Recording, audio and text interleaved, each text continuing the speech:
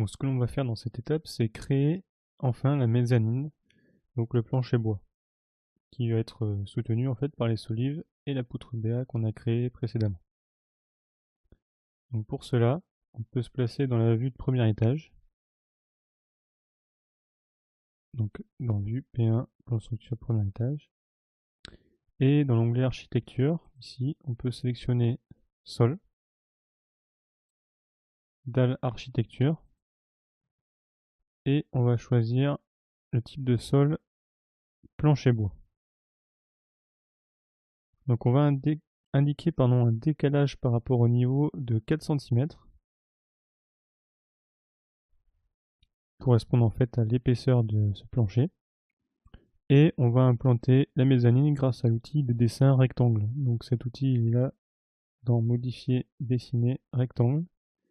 Et on va dessiner un rectangle qui va partir ici du coin du nu fini des murs intérieurs et qui va passer jusque au nu ici de la poutre en béton armé. Donc je clique, je définis le premier point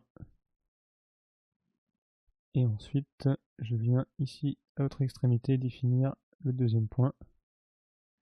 Une fois que le contour est dessiné, je clique sur la coche verte, terminé, échappe. Et donc là, je peux me mettre en vue 3D pour vérifier mon travail. Et donc j'ai effectivement bien créé mon plancher bois.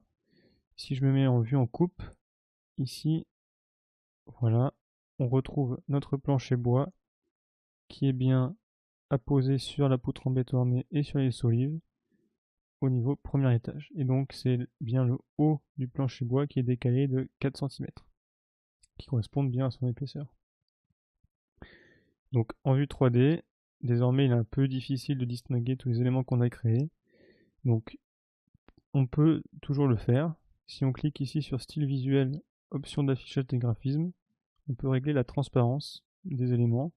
Par exemple ici on met 25 et ici la vue 3D devient transparente et on voit par transparence tous les éléments qu'on a créés. Et on retrouve ici notre poteau, notre poutre en béton armé, nos solives et notre plancher bois. Voilà.